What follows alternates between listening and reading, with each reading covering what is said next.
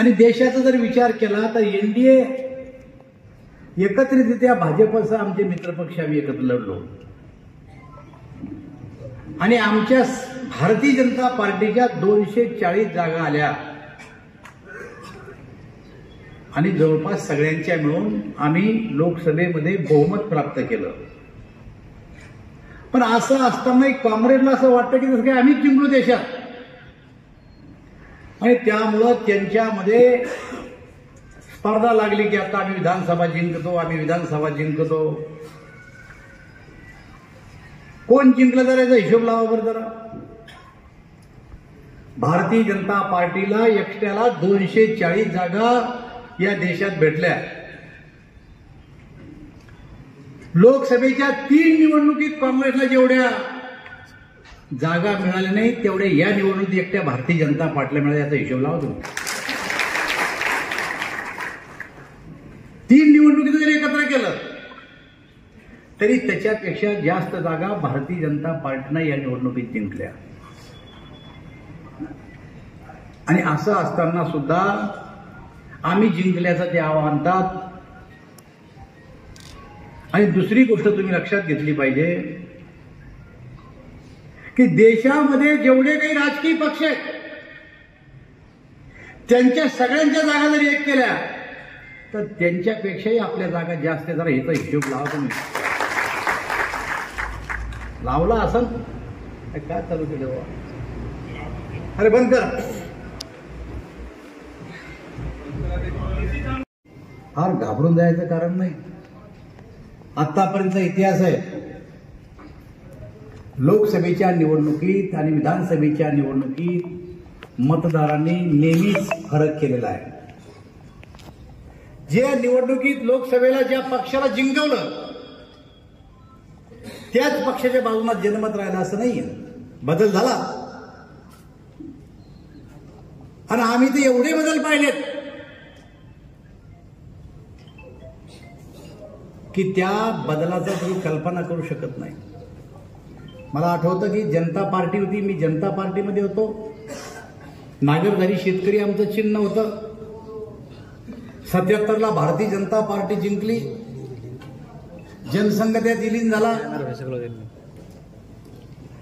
आणि सरकार आपलं आल्याच्या नंतर आपल्यामध्ये काही वाद सुरू झाले. जनसंघाच्या मंडळींनी कोणतंही एकच सदस्यत्व स्वीकारावं, संघात जाऊ नये आणि संघात जात असेल तर जनता पार्टीत राहू नये, अशा प्रकारचा वाद त्या काळामध्ये सुरू झाला. काही दिवस सहन केलं आणि अटल बिहारी वाजपेयी, मुरली मनोहर जोशी, अडवाणीजी ही ज्येष्ठ मंडळी एक दिवस बसली आणि त्यांनी विचार केला. दिल्लीमध्ये भारतीय जनता पार्टीची स्थापना केली जुन्या जनसंघवाल्यांनी आणि मुंबईला पहिलं अधिवेशन झालं रेकलेमॅक्स मैदानला. मी त्या अधिवेशनातला कार्यकर्ता आहे. पहिलं अधिवेशन झालं रेकलेमॅक्स मैदानला मुंबईला, बांद्र्याला आणि त्या अधिवेशनामध्ये अटल बिहारी वाजपेयीजी पहिले अध्यक्ष म्हणून नियुक्ती झाली. 1 लाख जनसमुदाय त्या काळात बिना गाडी घोड्याचा देशभरातून आला होता आणि अटलजींना समारोपाच्या भाषणात सांगितलं होतं की हम अंधेरे गुफाओं में जा रहे हैं, हमें नहीं पता कि आगे क्या होने वाला है.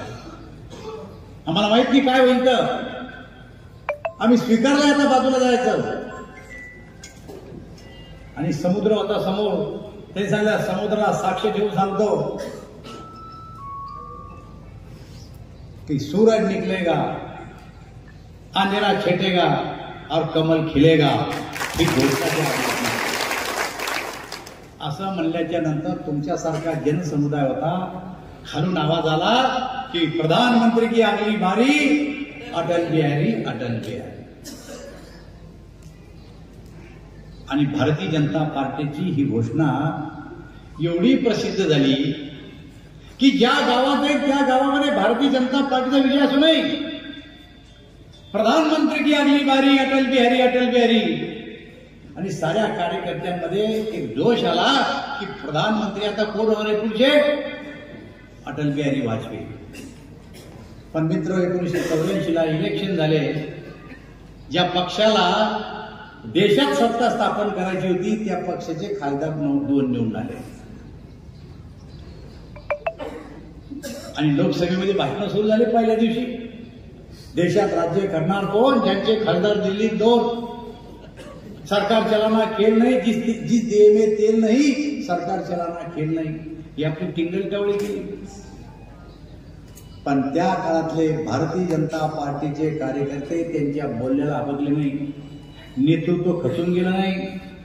देशभर अटलजीने दौरे काढले, अडवाणीने दौरे काढले, मुरली मनोहर जोशीने दौरे काढले, कार्यकर्त्यामध्ये जान फुकली आणि सांगितलं की पराभव आम्ही स्वीकारलेला आहे. पण कार्यकर्त्यांनो, पुन्हा एकदा जोशाना जोमाना आपण कामाला लागा. आणि म्हणता म्हणता म्हणता भारतीय जनता पार्टी वाढत गेली आणि ज्या वेळेस अटल बिहारी वाजपेयी यांचा मृत्यू झाला, त्यांच्या अंत्ययात्रेला ज्या भारतीय जनता पार्टीचे 2 खासदार निवडून आले होते, त्या अटल बिहारी वाजपेयीच्या अंत्ययात्रेला या राज्याचे भारतीय जनता पार्टीचे 18 मुख्यमंत्री आणि देशाचा प्रधानमंत्री पायी चालत.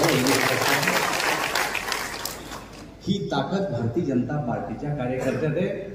इथं कोण कोण 77 ला भाजपमध्ये होतं मला माहित नाही, पण मी स्वतः भारतीय जनता पार्टीमध्ये 77 पासून काम करतो. 26 निवडणुका लढलो, आत्ताशी कापी आला त्याच्यानंतर. 18 मुख्यमंत्री भाजपचे, प्रधानमंत्री. आणि आज जर विचार केला तर या देशामध्ये सगळ्यात मोठी पार्टी कोणती, तर भारतीय जनता पार्टी आहे. सगळ्यात जास्त खासदार कोणते, भाजपचे. सगळ्यात जास्त आमदार कोणते, भाजपचे. सगळ्यात जास्त सरपंच, सगळ्यात जास्त नगरपालिकेचे अध्यक्ष, सगळ्यात जास्त महापालिका, 12 जिल्हा परिषद जिंकल्या मी अध्यक्ष असताना या राज्यामध्ये. आणि सगळ्यात जास्त सदस्य संख्या असलेली पार्टी कोणती असेल तर ती भारतीय जनता पार्टी आहे. त्या पार्टीचे आपण कार्यकर्ते याचा विचार जर आपण केला पाहिजे. आणि म्हणजे एखाद्या निवडणुकीमध्ये अपयश जर मिळालं तर खचून न जाता पुन्हा ताकदीना, पुन्हा हिमतीना विधानसभेच्या निवडणुकीला आपण कामाला लागलं पाहिजे. विधानसभेच्या निवडणुका काही फार अवघड असं नाही. कार्यकर्त्यामध्ये जान आली पाहिजे, कार्यकर्त्यामध्ये जोश आला पाहिजे. लोक तयार आहेत, कार्यकर्त्यांना तयार व्हायला पाहिजे. आपल्या ज्या योजना आहेत, आता जिल्हा अध्यक्ष घुगे साहेब सांगत होते, चांगली मागणी करून लोकांच्या गळी उतरवल्या पाहिजे. तर मी तुम्हाला सांगतो, लोक तुमच्या पाठीमागे यायला तयार आहे. कार्यकर्ता घरोघर पोहोचला पाहिजे आणि निवडणुकीला पुढच्या 2 महिने स्वतःला पार्टीसाठी 2 महिने दिले पाहिजे, पूर्ण वेळ 2 महिने दिले पाहिजे. काही लोक म्हणले आता की 11 तारखेला का 12 तारखेला आचारसंहिता लागू होणार. अरे सरकारची आचारसंहिता लागेल तेव्हा लागेल, आपली लागून गेली आचारसंहिता. कार्यकर्त्यांनी फक्त स्वतःला समजून घेतलं पाहिजे की आता आचारसंहिता लागली म्हणून आपल्यासाठी 2 महिने कुठलंही काम न करता फक्त पार्टीसाठी मी काम देईन, तर त्याला कार्यकर्त्याचा मेळावा माहिती आहे. आणि मग माझी या ठिकाणी आग्रहाची विनंती आहे आपल्याला, या बैठकीतून जाताना जी पक्षानं जबाबदारी तुमच्यावर दिली ती जबाबदारी स्वतःची जबाबदारी समजून या बैठकीतून खुणगाड बांधून बाहेर गेली पाहिजे की नाही, मी आता 2 महिने माझ्या पक्षासाठी देईन. आता हे जर केलं कार्यकर्त्यांना तर काळ्या दगडावरची पांढरी रेघ सूर्यप्रकाशापेक्षा स्वच्छ आहे. कोणत्याही भविष्यकाळाला विचारायची गरज नाही. या राज्यामध्ये भारतीय जनता पार्टी आणि मित्र पक्षाचं सरकार पुन्हा आल्याशिवाय आपण गोष्ट लक्षात घेतली. माझे जान कोण फुकायची, बाहेरून कोणी येऊन तुमच्या जान फुकीन का. तर कार्यकर्त्यांनी बैठक घेतली पाहिजे, आपल्या बूथची, आपल्या मंडळाची नीट मांडणी केली पाहिजे. आणि मांडणी करून सध्याच्या वातावरणात काय चाललं पाहिलं पाहिजे. लाडकी बहीण आपण नुसतं लाडकी बहीण म्हणतो, पण लाडकी बहिणीचा हिशोब कधी कोणा समजून सांगितला का. एक महिलेला एका महिन्यामध्ये 1,500 रुपये आपण देतो, 12 महिन्याचे 18,000 रुपये त्या महिन्याने बहिणीला दिल्या जातात. पण काँग्रेसचे कार्यकर्ते हे पैसे मिळू नये म्हणून कोर्टात गेल्याचा इतिहास आहे आपल्याजवळ. कोर्टात गेल्याचा इतिहास आहे आपल्याजवळ. 18,000 महिला मिळणार आहे. आणि प्रधानमंत्री सन्मान निधीची त्या कुटुंबामध्ये शेतकरी जर असेल तर 12,000 रुपये त्यांच्या खात्यावर जमा होतात. 12,000 अधिक 18,000 किती हजार झाले? सगळेजण एकदा सांगा, जोरात सांगा, जोरात सांगा. अजून काही काही तोंड इकडं आहे, काही तिकडं आहे, काही तिकडे. मला समजून तुमची हालत काय बेकार आहे म्हणून. 30,000 रुपये एका कुटुंबाला आपल्या खात्यावर सरकार जमा करते आपलं. ही गोष्ट तुम्ही जरा लोकांना पकडून सांगा. महिलेला 1,500 रुपये दिले आपण. सुनील केदार त्यांचं स्टेटमेंट आहे माझ्या मोबाईलमध्ये लागलं, तुम्हाला शेअर करतो मी. त्यांनी सांगितलं आम्ही निवडून आल्याच्या बाद जर पहिलं काम कोणतं करू तर हे मुख्यमंत्री लाडकी बहिणा बंद करू. आता एक कार्यकर्त्यांनी जर हे दाखवलं नाही, जाऊन समजून सांगितलं नाही तर काँग्रेसवर तुम्हाला मात कशी करता येईल? प्रधानमंत्री सन्मान निधी 12,000, लाडली बहिणा निधी 18,000 आणि केवळ एवढंच नाही तर 3 सिलेंडर वर्षातून त्या महिलेला फ्री सुद्धा मिळणार. मी स्वतः अनेक आंदोलन केले पार्टीच्या वतीनं, मोर्चे काढले, आंदोलन केले, उपोषण केले आणि मागणी काय होती? आमच्या शेतकऱ्याचं वीज बिल माफ करा. आमच्या जण वीज बिल माफ नाही झालं का? तर सरकार आमचं नव्हतं. आज सरकार आमचं आहे. मागचंही माफ केलं आणि पुढचंही बिल 5 वर्षे सरकार घेणार नाही असं आपल्याला द्यायला केलं. आणि आता शेतकऱ्याच्या घरामध्ये बिलं येणार आहेत, त्याचं नाव टाकून येणार आहे, तुमच्यावर मालची थकबाकी काय होती आणि ती सरकारने किती रुपये तुमच्या नावावर भरले आणि 000चं बिल प्रत्येक शेतकऱ्याच्या घरी नेऊन देण्यात जाणारे सरकारच्या वतीने पाहतो. आता इतकं चांगलं काम आपल्या सरकारचं असल्याच्या नंतर आपला कार्यकर्त्याला जरा काही थोडस मुंग्या आल्या पाहिजे की मला सांगा तुम्ही. हा तर आपले कार्यकर्ते कसे असले पाहिजे? भारतीय जनता पार्टीचे काही कार्यकर्ते 2 भाग आहेत पहा. एक कार्यकर्ता असा आहे, मुळा असतो ना आपला, मुळा उपाटला की एकटाच, गाजर मुळा उपाटला की एकटाच. आज मिटिंग वाटतं चला आपण एकटे. आणि काही कार्यकर्ते भुईमुंगाच्या शेंगासारखे असतात, उपटल्या खंडा असा असे सगळ्या शेंगा दिसतात. ऐकली तर सांगत नाही. आपल्याला तपासावर फोन गेले की नंतर मी काय करतो, मुळा हे त्या भुईमुंगाच्या शेंगाचा विचार केला पाहिजे. दुसरा आपण आपलं आत्मसंरक्षण केलं पाहिजे. अरे मी पंचायत समितीचा सभापती झालो, वयाच्या 19 वर्षी सभापती झालो. ना आमदार होता, ना खासदार होता, ना पक्षाचा कोणी ज्येष्ठ नेते असं भाषण करत होता. जनता पार्टीचा सभापती तुम्ही नागर जायचा. आणि त्या काळामध्ये 1980 ला अंतुलेला सिमेंटचा भ्रष्टाचार केला. त्या काळात मोर्चे काढले मी. कोण होतं आमच्या पाठीमागं? आज तर तुम्हाला आमदार आहे, तुम्हाला खासदार आहे, तुम्हाला राज्यात सरकार आहे, तुमचं देशात सरकार आहे. इतकं सगळं साम्राज्य तुमच्या पाठीमागं असताना सुद्धा काम करण्यामध्ये आपण कसं करता याचा विचार आपला आत्मपरीक्षण लोकांनी केलं पाहिजे. मी तुला माझा अनुभव सांगतो. माणसाला स्वयंप्रकाशित असलं पाहिजे. परप्रकाशित कार्यकर्ता असला तर तो स्वतःसाठी धोका आहे, पक्षासाठी सोडा, स्वतःसाठी धोका आहे. गावातला त्रास झाला चालले आमदार साहेबांकडे, गावामध्ये एखादा ऍक्सिडेंट झाला चला आमदार साहेबांकडे, गावात एखादं भांडण झालं चला आमदार साहेबांकडे. का एखादा तुमचा कार्यकर्ता स्वतः पोलीस स्टेशनला जात नाही? का ट्रान्सफॉर्मर करायला ते शेतकऱ्याला घेऊन महाराष्ट्रातील विद्युत मंडळावर जात नाही? आणि हे मोर्चे आम्ही काढले. ट्रान्सफॉर्मर जर जळाला आणि या खतर माझ्याकडे आलं त्या काळात, पण मी सांगतो काय झालं, तुम्ही ट्रान्सफॉर्मर जळाला. कितीचा आहे? 100चा. कितीच्या मोटर आहे त्याच्यावर? काही 5च्या आणि काही 3च्या आहे. म्हणजे 3च्या मोटर जर धरल्या तर 100च्या ट्रान्सफॉर्मर किती मोटर होते सांगा तुम्ही? किती? 33 कशा? 1.5 फूट चालतोय ट्रान्सफॉर्मर शेतकरी महाराज. 100चा असं 150वर चालतोय. जर हिशोब लावा जाऊन एमएससीबी वाल्याला विचारा. 100वर 100ही चालतात ते. किती होईल? किती होतील? 50 जरा मी त्याला सांगतो 50 माणसं घेऊन ये आणि मग मी तुझ्या संग चालतो. लोकांना काळजी होती, चिंता होती. 50 माणसं आली की एबीसीच्या ऑफिसमध्ये जायला धडा धडा धडा. अरे विरोधी पक्ष आमच्या बापाला ट्रान्सफॉर्मर भेटत होता, कसा देत नाही, काऊन देत नाही, पैसे भरले, बिल भरले, येऊन तो मारल्या आणि बाहेर हा याला म्हणते नेता. जो कोणा जो पण यांना जमावला खेळ याला म्हणते नेता. हे खरं आहे का खोटं सांगतो मी सांगा? याला म्हणते स्वयंप्रकाशित. पण ट्रान्सफॉर्मर आमदार साहेब काय कामाचं भाषण? हर गोष्ट आमदार, हर गोष्ट खासदार, त्याच्यापेक्षा कार्यकर्त्यांनी स्वतः करण्याचं शिकलं पाहिजे. मी माझं उदाहरण सांगतो तुम्हाला.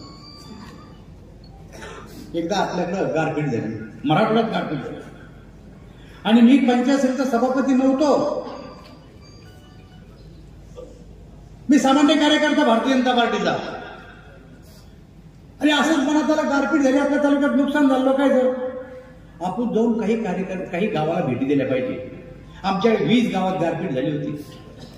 20 गावात गारपीट झाली होती. मी सकाळीच मोटरसायकल काढली आणि 20 गावात एका गावात गेलो. आता गारपीट झाली ते पाहायला कोणीतरी येतं म्हणून गाव गोळा व्हायचं. मला वाटतं एवढं आपण पोरग, पण आपल्या गोष्टी लोक गोळा व्हायला लागले. 20 गावात जाऊन आलो आणि दौरा केल्याच्या नंतर असं वाटलं की लोकांचा प्रतिसाद चांगला आहे. मी एका गावात घोषणा करून टाकली की गारपीटग्रस्तांना सरकारनं नुकसान भरपाई दिलीच पाहिजे. सरकार गारपीटग्रस्ताला त्या काळात नुकसान भरपाई देत नव्हतं. दुष्काळ पडला तरी नुकसान भरपाई देत नव्हतं. अतिवृष्टी झाली तरी नुकसान भरपाई देत नव्हतं. ऍक्सिडेंट झाला तरी नुकसान भरपाई देत नव्हतं. साप चावला तरी नुकसान भरपाई देत नव्हतं. वीज पडली तरी नुकसान भरपाई दिल्या जात नव्हती. आत्महत्या केलं होतं काहीच भेटत नव्हतं. आज दिल्या जाते तेव्हा दिल्या जात नव्हतं. लोकांना वाटलं कोणतरी मुलगा आला ते म्हणतो नुकसान भरपाई दिली पाहिजे. मोर्चा काढा. 5 तारखेला गारपीटग्रस्तांचा मोर्चा. आमदार संतोषराव दसकुते होते आणि मोर्चाला काय त्या 20 गावाचे लोक जमा झाले. 400-500 लोक बिना वाहनाचे. त्या गावात 500 लोक जमा करणं म्हणजे तो लय मोठा माणूस झाला. आणि चालला मोर्चा नेला तहसीलवर गावात सरकारच्या विरोधात भाटणं देत कसं नाही, दिलंच पाहिजे. शेतकऱ्याचं नुकसान झालं, सरकार काही कामाचं नाही. विरोधी पक्षाची भाषणं ठोकले आणि लोक गेले घरी. 1 महिन्याच्या बाद काय झालं मला माहित नाही. तेव्हा नव्हतं तसं. तो सरकारनं घोषणा केली ज्या भागात गारपीट झाल्या त्या भागाला नुकसान भरपाई देण्यात येईल. लोक लागली माझ्याकडे यायला. तुम्ही आज दिना म्हणला कुठे नुकसान भरपाई देणार आहे? म्हणजे मला देणार आहे. संघर्ष केला, मोर्चा काढून पैसे भेटू राहिले. आणि मग त्या लोकांचे 20 गावापैकी 15 गावाचे पैसे आले, 5 गावाचे पैसे आलेच नाही. आणि मग काय गारपीटाचे पैसे वाटले चालले. मी बाजूला जाऊन उभा राहायचो. लोकांना साहेब तुमच्या हाताला गॅसचे कर. मी घेतो ना मोर्चा. तसं काही मॅच आणले पैसे. 15 गावचे पैसे वाटले. 5 गावचे लोक माझ्या दारात येऊन बसले. दुसऱ्या दिवशी काय म्हणताय 1 गावची बोलली ती 5 गाव. अरे म्हणलं मी आणतो पुन्हा, तुम्ही चिंता करू नका. पहिल्या 15 गावचे लोक चहा पाडणं सुरू करून टाकला. मला भेटला की काय साहेब या तुमच्यामुळे पैसे भेटले आम्हाला. मी रोज तहसीलदाराकडे जायचो. साहेब त्या 5 गावचं काय झालं? त्यात आम्हाला ते तुमच्या नांदेड जिल्ह्यातलाच बळीराम पवार नावाचा एक बंजारा समाजाचा तहसीलदार होता त्या काळामध्ये. माझा दोस्त झाला नंतर चांगला. तुला काय करता रे? एवढं पोरग चालला शेतकऱ्याच्या बाजू. म्हणतो साहेब शेतकऱ्याचा पोरग मी, एवढं पोरग नाही, मी शेतकऱ्याचा आहे. 5 गावचं काय झालं? 5 गावचं काय झालं? 2 महिने चक्र मारल्या मध्ये यायला. 1 दिवस गेलून गेले काय राव सर तुम्ही कमाले चिकाटी रोज विचारतो मला. कालच पैसे आले पाहिजे 5 गावचे. तसाच प्रेसमध्ये गेलो. एक हँडबिल छापाचं. त्या प्रेसवाला म्हणलं काय भाव आहे हँडबिल? तू 80 रुपये हजार. मला अर्ध छापलं तर 40 रुपये हजार. पैसे कुठून आणतात? अर्ध छापलं 40 रुपये हजाराला. आणि त्या 20 गावात वाटून टाकलं. सांगितलं जोपर्यंत या 5 गावचे पैसे भेटणार नाही तोपर्यंत आम्हाला उपोषण राहू साहेब दानव्याचं उद्या. कशाला करायचा? जर माहीत झालं लोकांकडे आलं का मंडप बिंडप काही नव्हता, दिवाळीचे दिवस बोर्ड बिर्ड काही नाही, एक एवढ्या पुठ्ठ्यावर यायचो आम्ही आम्हाला नकोशे म्हणून तिला ठेवून बाजूला 5 गावचे लोक 500 लोक जमा झाले. पुन्हा लोक पाहिले नंतर तहसीलदार ते डब्बेदार असले कोणी तहसीलदार आता काय काय म्हणते माहिती मग डब्बेदार असते लाल पट्ट्यावाले आलं म्हणजे तुला बोललो तहसीलदारला म्हणजे तहसीलदारला पाठविता आम्ही येत नाही. 2दा फिरून आला तो लोकांना तहसीलदार मला बोलवतो जाऊ पण नको नाही म्हणजे साहेब त्याला इकडे बोलवा घोषणा द्या जोरदार तहसीलदार सरकारच्या विरोधात आम्ही. शेवटी तहसीलदारने चिठ्ठी पाठवली येडी चाळी नको करू आत ये. मी लोकांना जाऊ म्हणून तहसीलदार सन्माननीय रावसाहेब दानवे तुम्ही आत या असं लिहिलं म्हणलं घ्या बघा सांगायचं काय त्याला. जेवढे साहेब एकदा जाऊन या काय म्हणतो ऐकून तर घ्या घेऊ खरे म्हणले तुला कालच तर सांगितलं मी आले नाही बा असं म्हणसा तर हे नाही आपलं दोघांचं धरू द्या. लोकांकडे या लोकांना सांगा की रावसाहेब दानवेंना खूप प्रयत्न केले आणि चक्रा मारल्या एवढा रेखा होता की त्याच्यामुळे असं म्हणलं तर बरं नाही तर आम्ही काही उठणार नाही. मी तहसीलदारांना काय बोलायचं ठरवून घेतलं. तहसीलदार बाहेर आले आणि सांगितलं की तुमच्या भावना मी शिकवलं सगळं तुमच्या भावना माझ्या लक्षात आल्या मी शासनाला कळवतो आणि 15 दिवसात पैसे आण असं म्हणलं. 15 दिवसात मला तहसीलदार साहेब मला म्हणत नाही 3 दिवसात पैसे दिले गेले पाहिजे आमचे आणि दोघांची चर्चा होऊन 5 दिवसात पैसे द्यायचे ठरलं. मग काय विचारता मोठेपणा 20 गावचे लोक माझ्या मागे फिरायला लागले. या नेता झालो मी तालुक्याचा. लोक रावसाहेब दानवेंना पैसे द्यायला लावले रावसाहेब दानवेंना पैसे द्यायला लावले. ज्याच्या गावात गारपीट झाले ते बी माझ्या मागे फिरे आमचं बी झालं राव तुम्ही आमच्या गावाला आले नाही. याला म्हणते स्वयंप्रकाशित नेता होणं. आपले कार्यकर्ते गारपीट झाले की चालले खासदार पंचनामे करायला साहेब तहसीलदारला फोन करावा. तुम्ही का जात नाही तहसीलदाराकडे.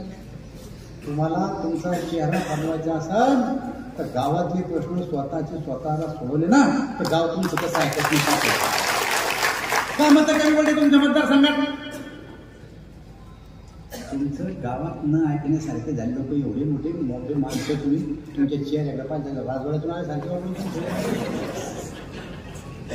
विचार करा का मतं कमी पडले तुम्हाला. हा संघर्ष केला असता लोकांचे प्रश्न स्वतः घेऊन गेले असते तर कोणाची मजाल नव्हती मतं खिलाफ जाऊ द्यायची तुमच्या गावात. हे झालेलं एकेकाला जर उठवलं ना तर प्रत्येकाच्या गावात कुठं ना कुठं मतं कमी कुठं ना कुठं मतं कमी आहे. आता तुमची जिद्द लागली पाहिजे की जे झालं त्या टायमाला झालं. गावात सुद्धा सगळ्या समाजाच्या बैठका घ्या. तुमच्या वयाच्या कार्यकर्त्याच्या बैठका घ्या. कुठं खड्डं पडलं त्याचा शोध घ्या आणि जिथं खड्डं पडलं ते कसं बुजवायचं त्याचा विचार करा. भारतीय जनता पार्टी वर्गीकरण करा म्हणाले बुजचं एचं बी सीचं बी करा बीचं ए करा. काही समजत नाही तुम्हाला कसं सीचं बी बीचं ए करायचं म्हणून. ही लढाई तुम्हाला बूथवर लढावं लागणार आहे. ही लढाई तालुक्यावर विधानसभेवर लढावं लागणार नाही. मेरा बूथ सबसे मजबूत अशा प्रकारची लढाई तुम्हाला लढावं लागणार आहे. पण जर ही लढाई तुम्ही जर लोकसभेसारखी लढली तर तुम्हाला सांगतो भारतीय जनता पार्टीचा यश आणि अपयश. यश अपयश येत राहतं. यश पुन्हा येईल पण तुमचं चेहरा का एकदा गावातल्या दुसऱ्या पार्टीच्या कार्यकर्त्यापेक्षा खाली पडला ना तर तुम्हालाच वाटणार बाहेर जाऊन यायला बरोबर आहे. हे खरं का कुठे मला सांगा तुम्ही. अरे सरकार वर आहे सरकार खाली काही लोक म्हणते सरकारनं आपलं काहीच केलं नाही. हे नॅशनल हायवे लागले असा होता का हिंगोलीचा रस्ता. हिंगोलीचा रस्ता असा होता का. तुमच्या हिंगोलीवाल्याची मागणी होती इथून मुंबईला जायला गाडी पाहिजे. काय आमची कोणती गाडी आम्ही आणली नव्हती. जनशताब्दी गाडी हिंगोली सुटली पाहिजे. अरे सोडली ना बाबा साहब. या रेल्वे नहीं थी रेल नहीं थी मैं रेल मंत्री था. मेरे गांव में गाड़ी रुकती थी. इन्होंने बोला तुम्हारे गांव में क्यों रुके हमारे गांव में रुको. मैं गाड़ी में बैठ के यहाँ तक आया. यहाँ रुकना शुरू कर दिया मेरे गाँव पर रेल मंत्री का. काय फरक पडला बाबा. काय फरक पडला. फरक तर कामावर आहेच. काम तर केलं पाहिजेच पण कामाबरोबर तुमचं वागणं तुमचं बोलणं तुमचा व्यवहार सरकारचे धोरणं तुम्ही लोकांपर्यंत जाऊन कसे सांगता याच्यावर तुमचं यश अपयश अवलंबून आहे.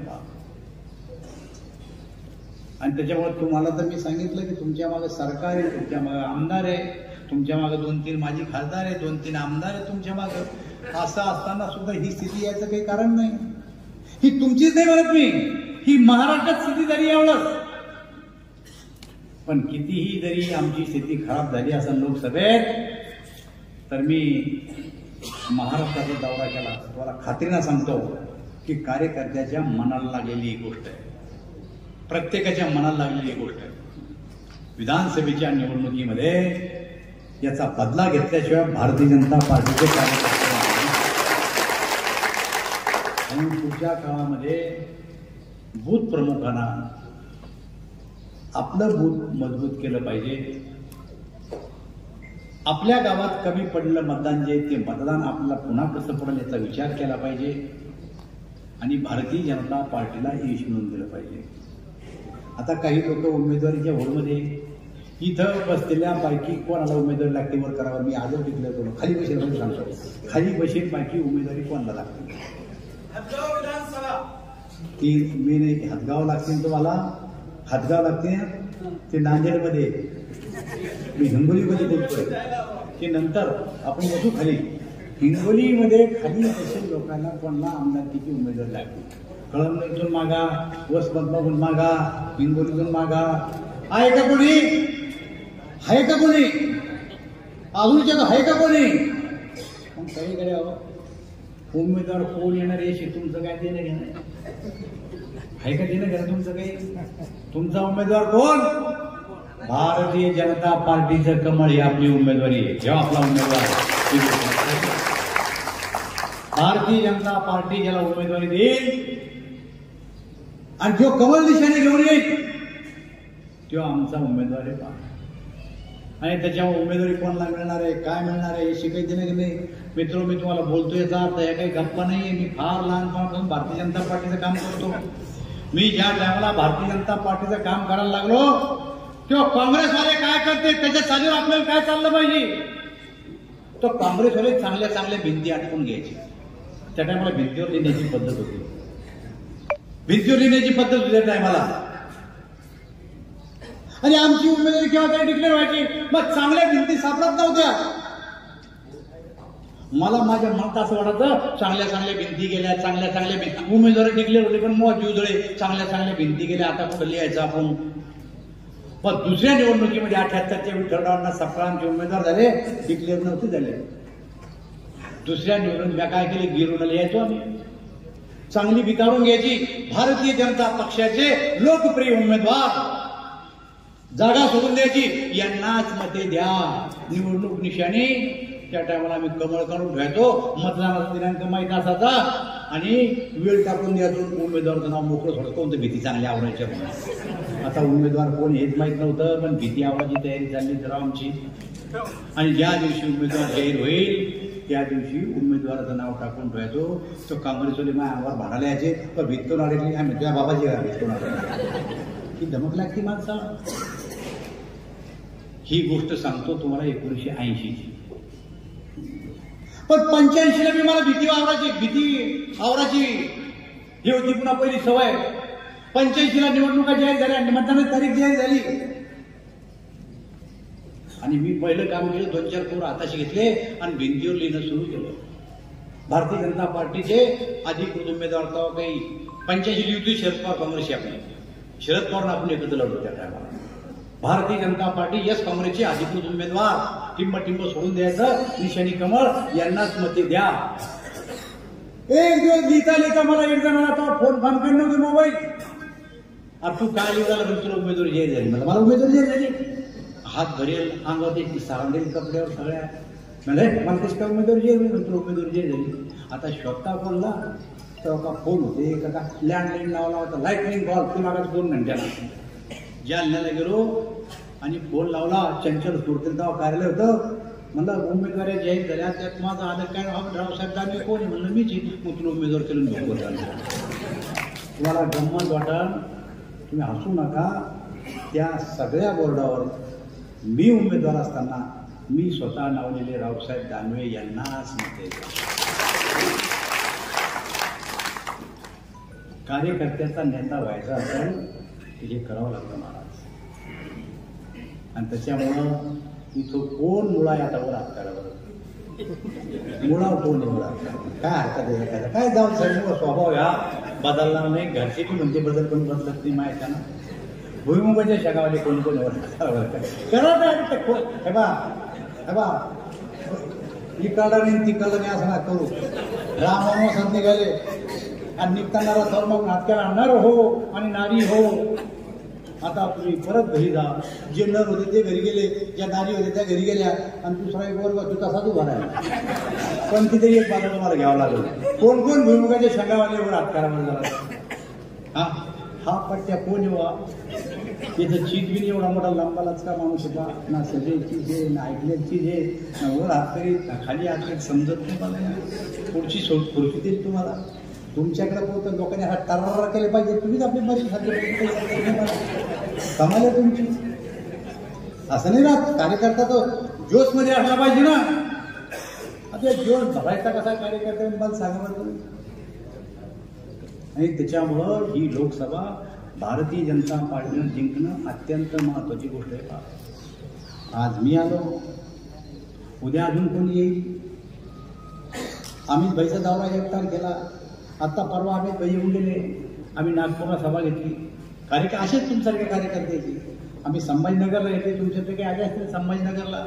त्याच्यानंतर आम्ही नाशिकला घेतली, नंतर कोल्हापूरला गेलो, आता ठाण्याला आहे, कोकणात आहे. अरे वरिष्ठ नेते जीवाचं पाणी करून आले. आणि आपल्या कार्यकर्त्याला किती फक्त आपला बूथ सांभाळायचा आहे पहा. आता मी आज इथं आलो ते फक्त तुम्हाला एकच सांगायसाठी की भारतीय जनता पार्टीच्या कार्यकर्त्यांनी 2 महिने तुम्हाला आपल्या बूथवर काम द्यायचं. तुम्ही बूथचे प्रमुख आहेत सगळेजण.